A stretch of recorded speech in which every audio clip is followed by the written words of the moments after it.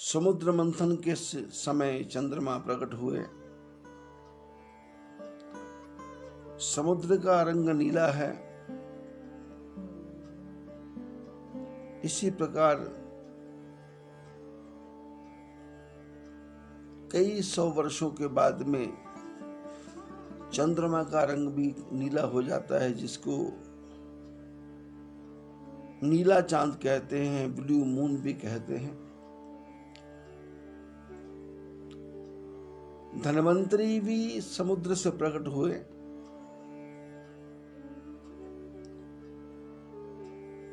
और इसीलिए चंद्रमा समुद्र का पुत्र है। तो पुत्र को मिलने के लिए समुद्र कभी कभी ज्वार भाटा के रूप में प्रकट होता है। पिता पुत्र से मिलने की इच्छा करता है तो वो उछलता है, और समुद्र में ज्वार आता है। ज्वार, उत्साह, उमंग, उत्सुकता, मिलने की इच्छा। समुद्र पुत्र से मिलना चाहता है।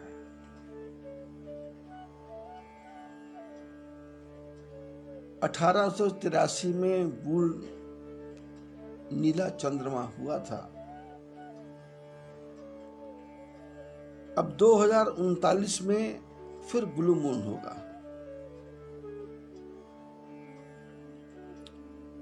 जब जब आसमान नीला होता है, चंद्रमा नीला होता है, समुद्र नीला होता है,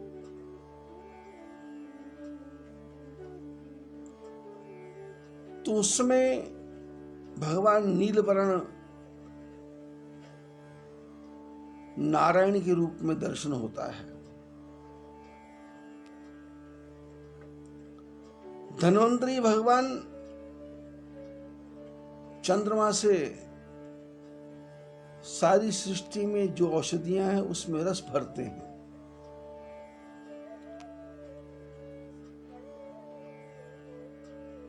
चंद्रमा से ही ओस बनती है। चंद्रमा से ही अनाज में रस आता है। चंद्रमा से ही सारे पुष्पों में सुगंधी आती है। चंद्रमा से ही ओस की बूंदें बनती हैं। और चांद सारी सृष्टि को रस देता है। उसका नाम है चंद्रमा। तो उसके बीच में मां लगा है। मां का अर्थ है जो ममता दे, जो ममता बांटे, जो सुगंधी बांटे, जिसका गर्भ भी बेटे का है, जिसका दूध भी बेटे का है, जिसकी गोदी भी बेटे की है, जिसका हृदय भी बेटे का है, जिसकी बुद्धि भी बेटे की है।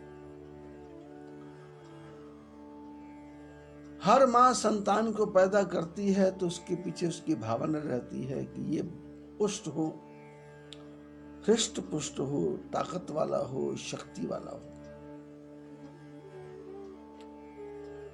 परमात्मा का बनाया हुआ समुद्र, परमात्मा का बनाया हुआ चंद्रमा, परमात्मा की बनाई हुई सृष्टि और परमात्मा का बनाया हुआ मनुष्य,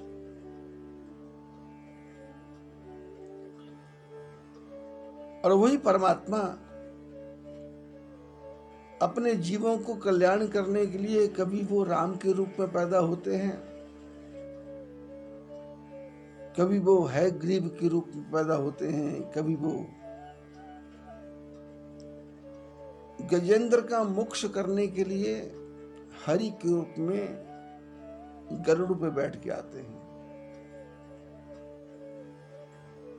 गज और ग्राह लड़े जल भीतर, जल में चक्र चलायो,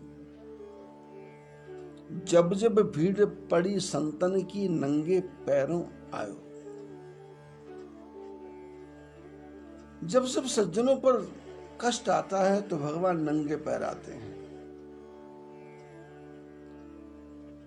और 2020 में भी जिसको लोग 2020 बोल रहे थे, बड़ी उत्सुकता थी 2020।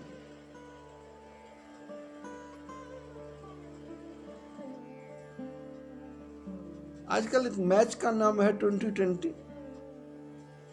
मैंने तुरंत निर्णय हो जाए, तुरंत, इंस्टेंट, जल्दी जल्दी। और परम पिता परमात्मा ने इसी 2020 में हम सबको ऐसे ऐसे दृश्य दिखा दिए कि जो हमारे में से या हमारे सुनने वालों से या हमारे को जानने वालों से या जिनके बारे में हम जानते हैं उनके बारे में हमने कभी ऐसा सोचा भी नहीं था कि इतनी देर तक हम सबको जेल में बंद रहना पड़ेगा, कैद में रहना पड़ेगा, आत्म केंद्रित रहना पड़ेगा, आत्मशोधन में लगना पड़ेगा। पति पत्नी एक दूसरे का साथ रहने के लिए तरसते थे, पति का दर्शन होता नहीं था। अब तो पति छाती पर ही बैठा 24 घंटे। पत्नी बोलती बगीचे में जाके बैठ जाओ, बाहर थोड़ा बरामदे में चले जाओ, पर नहीं, यहीं में बैठा है।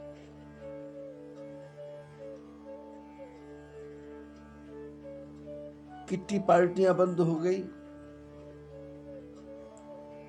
मंदिर बंद हो गए, परमात्मा के देवालय बंद हो गए, सब कुछ बंद हो गया। पता नहीं कौन से पाप की सजा हम सबको मिली और वो सब 2020 में हो गया। चैत्र के नवरात्रि चले गए, आसुज के नवरात्रि चले गए, अब ये धनतेरस आने वाली है, ये भी चली जाएगी, दिवाली भी चली जाएगी, गोवर्धन पूजा भी चली जाएगी, छठ का व्रत भी चला जाएगा। इन सब का क्या अर्थ है? परमपिता परमात्मा ने कहा कि तुम बाहर की तरफ क्यों झांक रहे हो?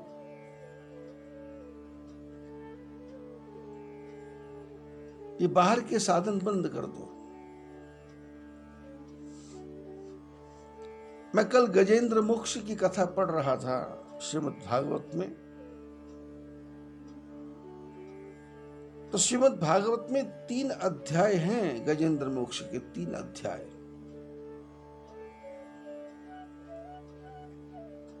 कैसे वो मस्त हाथी अपने परिवार के साथ रहता है, पत्नियों की भरमार है, पुत्रों की भरमार है, बच्चों की भरमार है, पौत्रों की भरमार है, और अपनी ही मस्ती में संसार को बनाने वाले परमात्मा को भूल गया।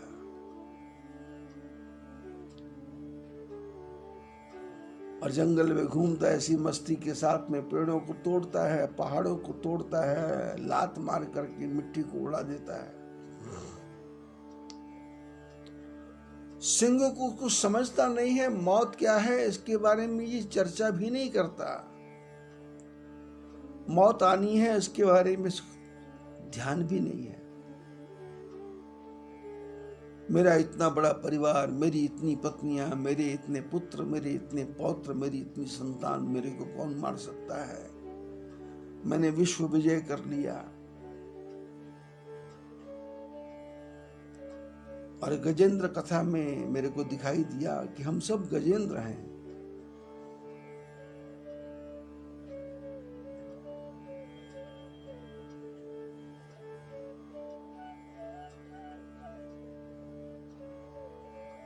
हाथी मस्ती में मस्त है और उसका नाम है इंद्र, गजेंद्र, हाथियों में इंद्र। और वो किसी को कुछ समझता ही नहीं है। पानी में गति है, धरती पे गति है। मिट्टी को आकाश में उड़ा दे तो इतनी दूर तक मिट्टी जाती है कि देखता रहता है।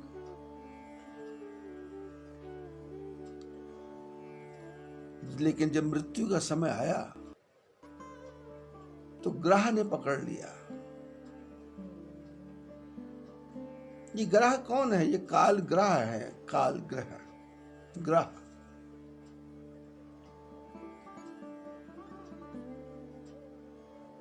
मैं लोगों से चर्चा सुनता हूं, महापुरुषों से चर्चा सुनता हूं, संतों से चर्चा सुनता हूं कि मृत्यु के समय भगवान को याद करना। लेकिन मृत्यु एक ऐसी अवस्था है कि उस समय तो बुद्धि काम ही नहीं करती।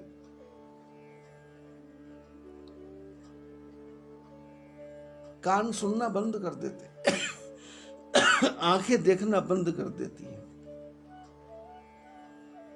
लोग मरने वाले के पास में जाकर के गीता सुनाते हैं, भागवत सुनाते हैं कि इसके प्राण निकले।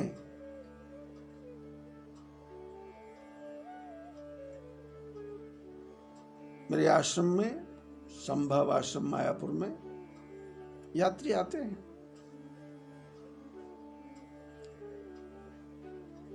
तो मैंने ऐसे ऐसे लोगों को मरते हुए अपनी आंखों के सामने देखा है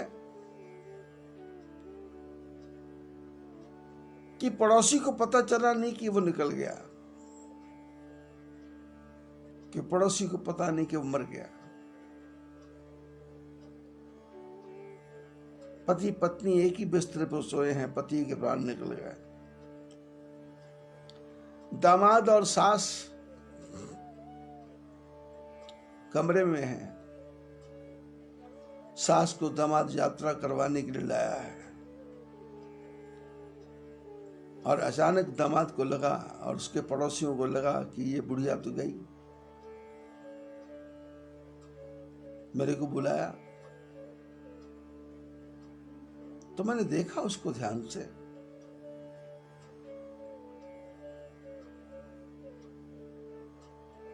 कि वो बोल रहा है, दामाद बोल रहा है, मम्मी जी, माता जी, मम्मी जी, मम्मी जी, मम्मी जी। पर मम्मी तो धीरे धीरे आंख बंद कर रही है और धीरे से आंख में से प्राण कब निकले पता ही नहीं चला।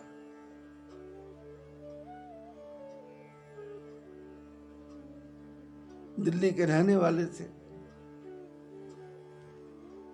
किसी ने कहा गंगा जल पिलाओ, किसी ने कहा ये करो। मैंने कहा कुछ नहीं पिलाना, इसने तो जो पीना पी लिया, ये तो निकल गई। एक और महिला गुजरात की थी, 28-29 साल की उम्र।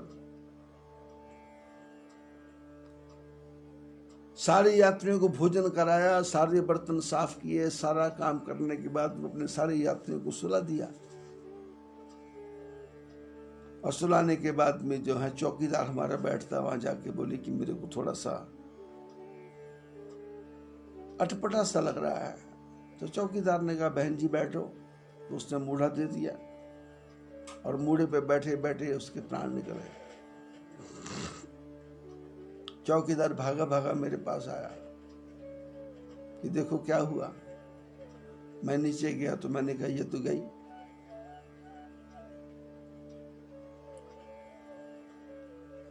ऐसे एक माता जी अपनी पत्नी के पति के साथ आई हुई थी। लोग दान लिखवा रहे थे तो पत्नी ने पति को कमरे में बुलाया और कहा कि मेरे नाम का दान लिखाओ, मेरे नाम का दान लिखाओ। पति ने कहा मैंने कर दिया। तो उसने रसीद देखी तो 51, बोले इसको 151 करो और रसीद मेरे नाम पे बनाओ। पति का नाम भंवरलाल, पत्नी का नाम भंवरी देवी। और पति आया मेरे पास आके बोला कि ये 51 की रसीद है, इस पे 151 करो और भंवरी देवी का नाम लिखो। मैंने कहा भंवरी कौन है? बोली मेरी पत्नी। मैंने चिट्ठी लिख के दी और चिट्ठी लिख करके दी और पत्र वो रसीद दी और वो लेके गई और अपने पति ने पत्नी को दिखाया कि देखो तुम्हारा नाम। पत्नी ने देखा, बड़ी खुश हुई, तख्त के ऊपर से उतरी और नीचे आकर के पति के चरणों में प्रणाम किया और प्रणाम करके बोली अच्छा मैं चलती हूँ। और ऐसा कह के वहीं जमीन पर लेट गई और प्राण निकल गए।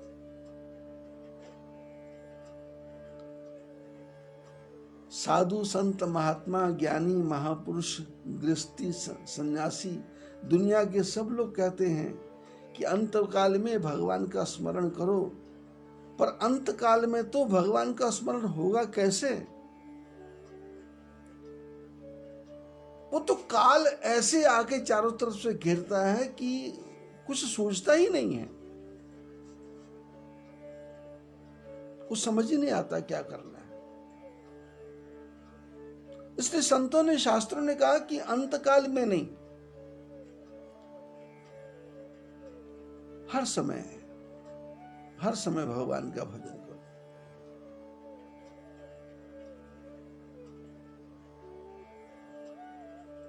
हमारे यहाँ एक बड़े परम संत हुए हैं डोंगरी जी महाराज।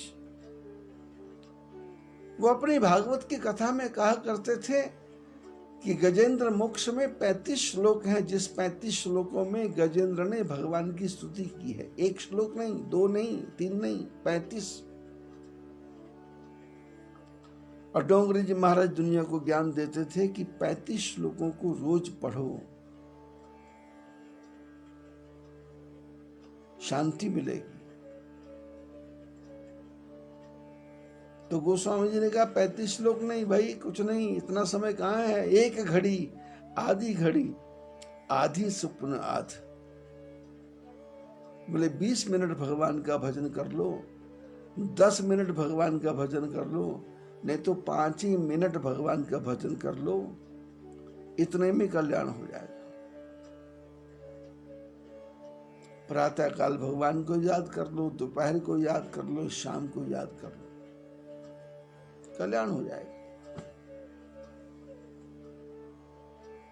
एक घड़ी या आधी घड़ी।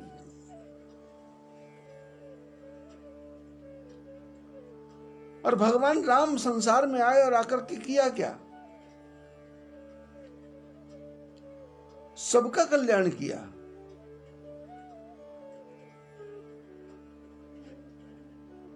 पापी है, अधम है, निशाचर है, राक्षस है, महात्मा है, योगी है, तपस्वी है, ज्ञानी है, ध्यानी है, देवता है, मनुष्य है, समुद्र की मछलियां हैं, बंदर हैं, जंगल के जानवर हैं, सबका कल्याण करती है। क्योंकि भगवान तो भगवान है। वो कहते भाई सारे ही जीव मेरे को प्यारे हैं। वो परम पिता परमात्मा है, सारा संसार उनकी सृष्टि है, इसलिए वो सब पर कृपा करते हैं। कोई याद करे तो भी कृपा करते हैं, कोई याद ना करे तो भी कृपा करते हैं। भगवान ने कभी किसी को नहीं कहा कि तू मेरा भजन क्यों नहीं करता। तू भजन करेगा तेरे मन को शांति मिलेगी, तू भजन नहीं करेगा तो तेरे मन को शांति नहीं मिलेगी। पर मेरा काम है सबका कल्याण करना। डॉक्टर के पास चोर जाएगा, डॉक्टर इलाज करता है, डाकू जाएगा इलाज करता है, बदमाश जाएगा इलाज करता है, साधु जाएगा इलाज करता है। क्योंकि डॉक्टर आदमी को देखता नहीं, डॉक्टर उसकी बीमारी को, वैद्य उसकी बीमारी को देखता है। ऐसे परमपिता परमात्मा अपने जीवों की बीमारी को देखते हैं कि ये बीमारी पड़ गई इसको, इसकी आत्मा संसार में भटक गई है, अब इसकी आत्मा का कल्याण करना है। वो कल्याण गज के रूप में है तो भी कल्याण है, मछली के रूप में है तो भी कल्याण है। अगर आपको हमारा कंटेंट पसंद आया हो तो वीडियो को लाइक करें, ज़्यादा से ज़्यादा शेयर करें और हमारे चैनल को सब्सक्राइब करें।